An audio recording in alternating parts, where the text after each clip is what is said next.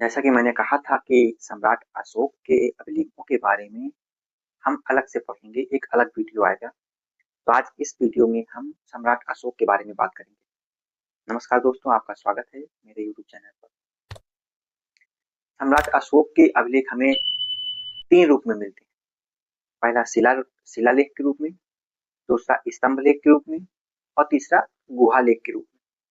शिलालेख वो हैं वे अभिलेख जो पत्थरों पे लिखवाए गए हैं, और स्तंभ लेख वह है जो पिलर पे लिखवाए गए हैं, और गुहा लेख वो हैं जो गुफाओं में लिखवाए गए हैं। सम्राट अशोक के 14 बड़े शिलालेख और 13 छोटे शिलालेख मिलते हैं, और 2 प्रखंडित शिलालेख मिलते हैं, और 7 बड़े स्तंभ लेख, 5 छोटे स्तंभ लेख और 3 गुहा लेख मिलते हैं। अशोक के स्तंभों की खोज टी पैंथलर ने 1750 में की थी, जबकि इन्हें पढ़ने का श्रेय 1837 में जेम्स प्रिंसप को दिया गया। अशोक के शिलालेख में 4 लिपियों और 3 भाषा का इस्तेमाल हुआ है। जो लिपि है वो ब्राह्मी, खरोष्टी, अरेमाइक और यूनानी। ब्राह्मी लिपि के जो अभिलेख हैं वो भारत में मिलते हैं, आमतौर पर बहुतायत मात्रा में भारत में मिलते हैं। और ब्राह्मी लिपि बाएं से दाएं लिखी जाती थी। यह भारत की सबसे प्राचीन लिपि है, और इसी लिपि से भारत की अधिकांश भाषाओं का जन्म हुआ है। वो चाहे आपकी पाली हो, प्राकृत हो, संस्कृत हो, पुरानी हिंदी हो, नई हिंदी हो, अपभ्रंश हो, अवहट्ट हो, या फिर आपकी तमिल, तेलुगु और कन्नड़। खरोष्ठी लिपि दाएं से बाएं लिखी जाती है, और खरोष्ठी लिपि के जो अभिलेख मिले हैं वो पाकिस्तान से मिले। खरोष्ठी लिपि के जो अभिलेख हैं वो पाकिस्तान से मिले हैं।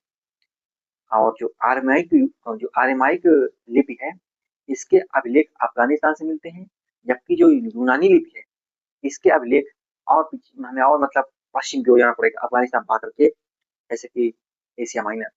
शाहबाजगढ़ी और मानसेहरा से जो अभिलेख मिले हैं उनकी लिपि खरोष्ठी है, और जो तक्षशिला एवं लंघमान से अभिलेख मिले हैं उनकी लिपि आर्यमाइक है। अशरकुना से यूनानी लिपि का एक अभिलेख मिलता है। अशोक के शिलालेख 14 बड़े शिलालेख एवं 13 छोटे शिलालेखों का एक समूह है। तो आज ये 14 जो शिलालेख है ये 8 विभिन्न अलग अलग स्थानों से मिले हैं। आज हम इन्हीं के बारे में चर्चा करते हैं। अशोक का पहला अभिलेख अहिंसा पर बात करता है, और इसके अनुसार पशु बलि पर रोक लगा दी जाती है।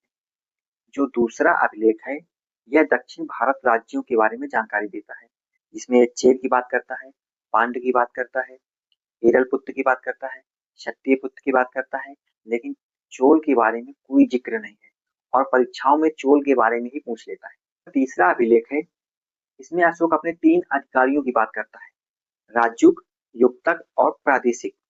राजयुग की स्थिति आज की डीएम के जैसी थी, और उन्हें दोनों दीवानी और फौजदारी दोनों दंड देने का अधिकार था।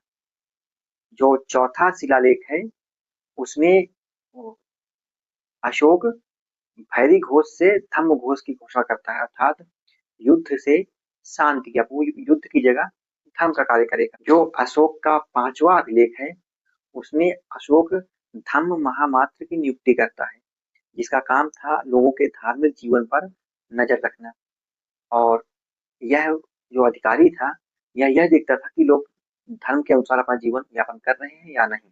अशोक अपने 6ठे अभिलेख में कहता है, शिलालेख में, कि मेरे अधिकारी जन कल्याण के लिए मुझसे जब चाहें मिल सकते हैं, उन पे कोई रोक टोक नहीं होगी। अशोक अपने 7वें अभिलेख में सभी धर्मों में समन्वय की बात करता है, क्योंकि बेशक अशोक बौद्ध धर्म को मानता था, लेकिन वो अन्य धर्मों के प्रति सहिष्णु था। इसमें तीर्थ यात्रा की भी बात करता है वो। अशोक का जो 8वां अभिलेख है उसमें वह धम्म यात्रा की बात करता है और राज्याभिषेक की बात करता है। अशोक का राज्याभिषेक भी 8वें वर्ष हुआ था, कलिंग युद्ध भी 8वें वर्ष हुआ था, और उसने जो यात्राएं शुरू की थी वो भी 8वें वर्ष से शुरू की थी। तो अशोक अपने राज्याभिषेक से 10वें वर्ष बोध गया था, और 20वें वर्ष लुम्बिनी गया था। अशोक अपने 9वें शिलालेख में छोटे छोटे पर्व को मनाने में रोक लगा देता है, क्योंकि उसका मानना था कि इन पर्वों से लोगों के पैसे खर्च हो जाते हैं।